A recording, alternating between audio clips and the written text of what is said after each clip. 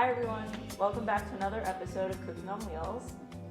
Today we will be making a pumpkin tomato soup with grilled cheese sticks. Let's get started. So first you're going to take your pan and put it on medium heat and let it start to heat up with a tablespoon of butter. And just get that in the pan to start melting. While that melts, I'm going to start to mince my garlic. I have a fun little gadget to mince garlic with. So it's supposed to be about 4 cloves. My garlic cloves are huge, so mine's 2. But it's almost like a mini food processor. So you put the lid on, twist it to make sure it's locked, and then it has this fun little handle on it. So you can pull it, and it takes some balancing, and it will mince it.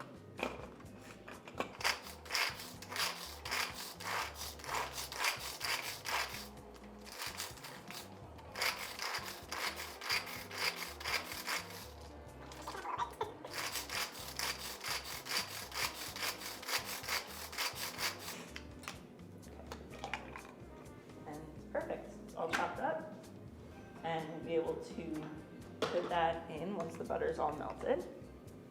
I'm just going to kind of move my butter around, get it all spread on the pan.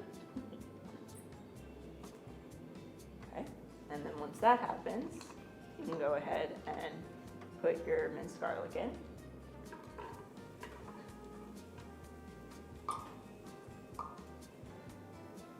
So for me, I like to use this instead of a regular mincer because I can't really press the mincer like the ones that you kind of like squeeze. I can't press those in, so this is a fun little alternative that is easy when I have a lot of garlic to mince like this. So you're just gonna wanna saute that until it's nice and like golden brown. And then we'll start to add the other ingredients. I thought this was the perfect recipe for fall and for like November and October. Perfect for pumpkin season, as you can see from the shirt even.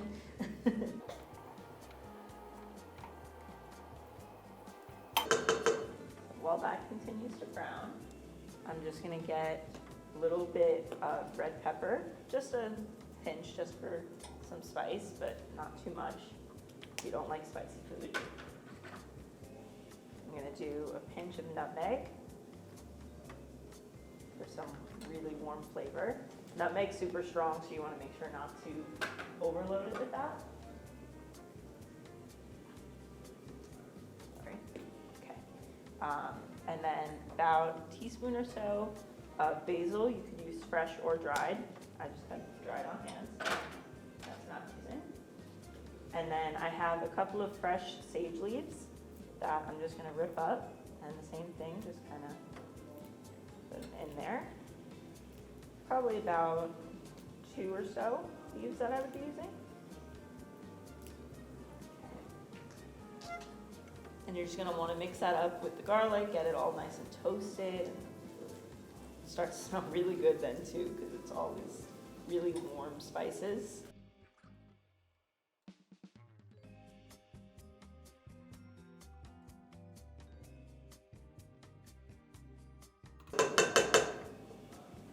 So now that your garlic is all set, you're going to want to take about 1/4 of a cup or so of tomato paste, which is the tomato soup part of our recipe. So you're just going to scoop that right in, mix that around, make sure it gets all broken up, and combine. I'm actually going to switch to wooden spoons, it's a little easier.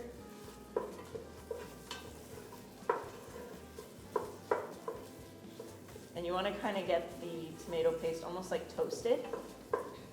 So you get that really good, like, almost like a roasted tomato type of flavor to it, but without actually roasting it.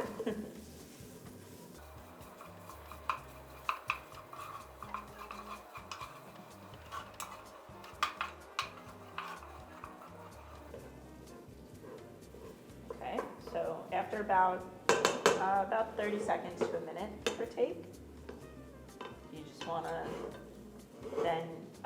want to start to add your chicken broth. You want about 4 cups. I'm using low sodium chicken broth. You can use vegetable broth or stock, or even bone broth I've seen it used with. You're gonna wanna pour that all in, because this is kind of almost like the base for our soup.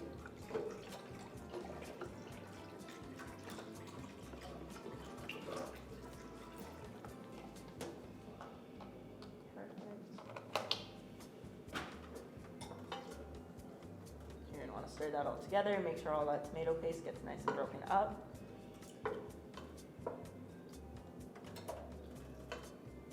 And if needed, you could always raise the temperature of your stove. Right now I have mine on like medium to high, but it just depends on your stove strength. So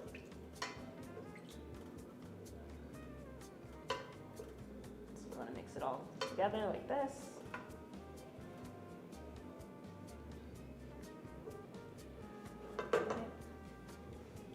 So you're gonna let that simmer for about 5 minutes or so until it starts getting a little bit more bubbly, and then we will start our next step. Okay, so now that we've had our soup simmering for a few minutes, it's starting to get to a boil. So you wanna start to add your pumpkin puree. You're gonna add 1 can. This can is 15 ounces, so about 15 ounces of pumpkin puree. Just gonna be very careful so it doesn't splash.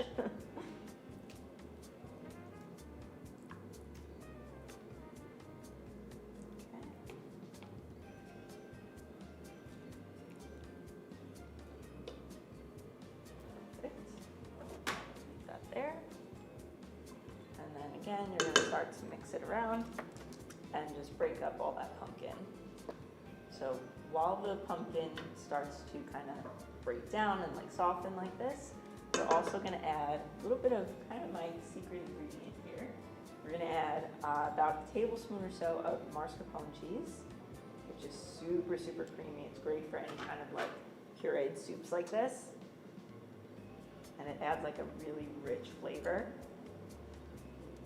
So same thing again, just kind of break it up. It kind of melts down almost, similar to almost like cream cheese, just not the same flavor. Definitely much more rich flavor than cream cheese would have. If you can't find mascarpone cheese, I've seen people use heavy cream, which this does have a splash of as well. But I've seen that used, sometimes even sour cream. It's just a little bit of a different flavor. You can even use as a healthier alternative. You can use Greek yogurt.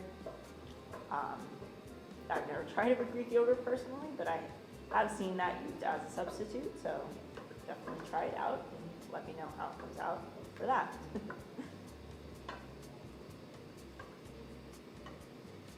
So you're just gonna mix it around, make sure everything is nice and like broken up, everything's nice and combined.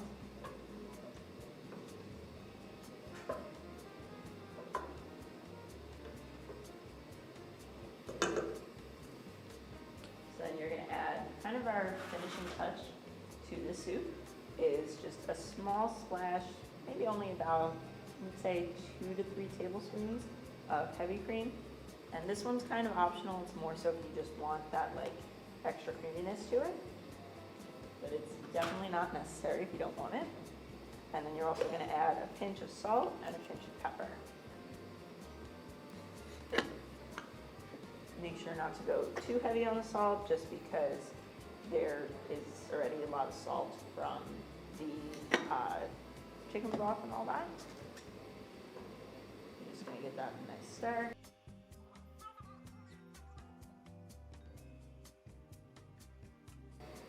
So you're going to let this sit for another about 2 to 5 minutes, just until it starts kind of bubbling again, and then you'll be ready to serve. Okay, so now that our soup is all ready, we're going to serve it. So I was a little extra and got a small little pumpkin from the Yukon like kind of student farmers market that we have. So I carved it with the help of one of my friends. And so I carved it, took all the guts out in the middle, and I'm going to use it as a bowl. So you could also just use a normal bowl too, but like I said, I'm extra. So you're just going to serve it up. I only had a tiny ladle, so please don't judge me. And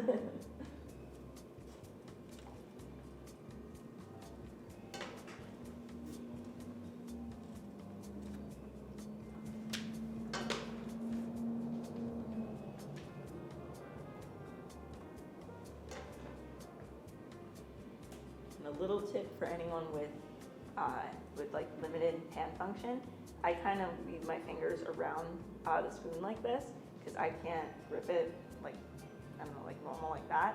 So I kind of like lace my fingers around it to help hold the grip of it. Just a little trick if you need it. Okay, I think that's good. There's our pumpkin soup. You can also top this with a little bit of heavy cream if you want, a little bit more spices, but I think I might leave mine as is. That's it. Enjoy. Okay, so now that we've completed our soup recipe, now we're going to move on to the grilled cheese. So here I have a couple of slices of white bread. So first you're going to want to take kind of either a griddle pan or any kind of pan that you have on hand is fine as well. So mine's a little heavy. You're going to place it on your stovetop on medium heat and get that heating up while you work on the grilled cheese assembly. So I'm working a little sideways, but it's okay. So first you're going to take a couple of slices of your favorite cheese. For me, I got white American cheese slices as well as Colby Jack. Those are my two favorites personally. So you're just going to put 1-2 slices on each half. Again, depends how cheesy you like a grilled cheese.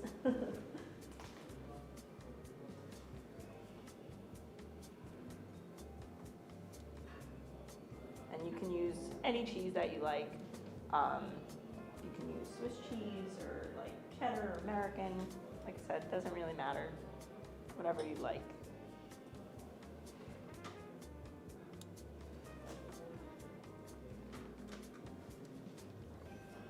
So now that you have them all with an even amount of slices of cheese, you're just gonna assemble them together.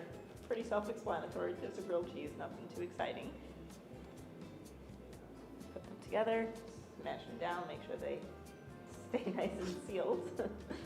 Okay, so now the next step, now that that's done, while your pan is heating up, you're gonna wanna take some butter. You can do either like melted butter that you brush on. For me, it's easier just to have it like this and kind of like, almost like draw on the pan in a sense. Just to spread it out all evenly. You wanna make sure you get pretty decent amount. I'm not the biggest fan of using butter, but for something like this, it'll make it nice and golden brown and toasty, so highly recommend it. So then you're gonna just, once your pan is heated up a little bit, you're gonna be able to take each sandwich and place it on the pan. I'm gonna give my stove a minute or two to heat up, just because mine takes a little longer, but then we will start our next step. Okay, so now that our pan is nice and heated up, we're going to toast the grilled cheeses.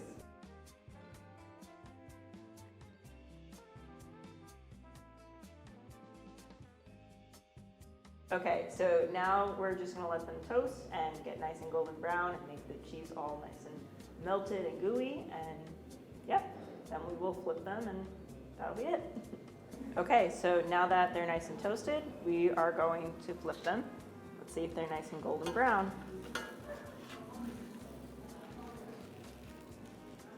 Ooh, they are. That's number one. Let's see number two. Yep, perfect.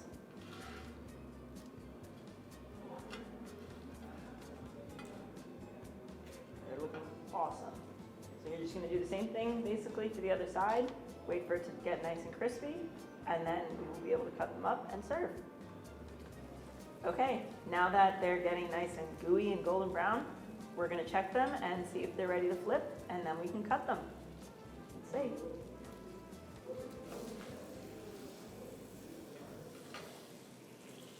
This one even got a little burnt, but it's okay, it'll be crunchy cheese.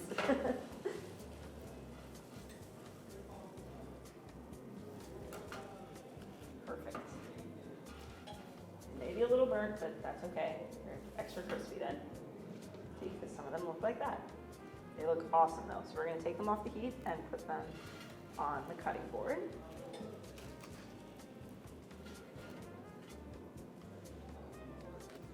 I'm gonna flip. Okay. I'm gonna turn off my stove. Stove's a little hot, so I'm gonna use a dish towel to push it over for now. Okay. So now we are going to cut them. I'm gonna grab your knife. Okay. Nice spaced. So first you're gonna wanna cut it in half, and then you can pull it apart, and then cut, if you, either you can leave it in halves like that, or you can cut another two so it's in fourths and kind of like little sticks, almost like French toast sticks, but grilled cheese sticks. Okay.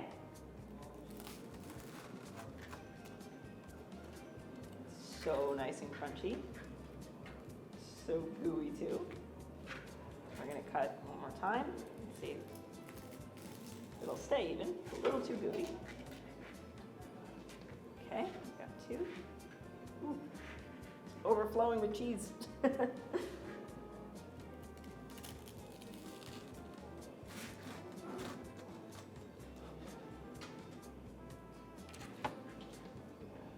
Look at that. And you can do the same with your others. And now we're gonna plate it and give it a try. Okay, now that we have all of our components done, we're gonna assemble and give it a try. So I have my pumpkin here. So I'm gonna put my little lid, in a sense, right next to it. I'm just gonna kind of take all the grilled cheese pieces and kind of just stagger them around on the plate. I have it facing me, but then I'm gonna turn it to face the camera so that everyone can see. So I want to see how I can want to see how I can plate it best. Okay. Grab some nice cheesy pieces there. Make kind of a little grilled cheese mountain, to say the least. Kind of look like Jenga pieces.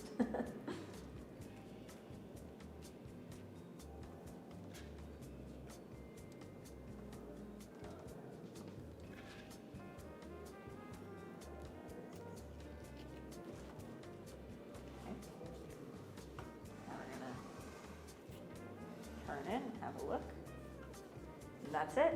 This is our pumpkin tomato soup and grilled cheese recipe. Let's give it a taste. Let's see, I'm looking for a nice crunchy one. That one's good. Dip it in, give it a nice mix.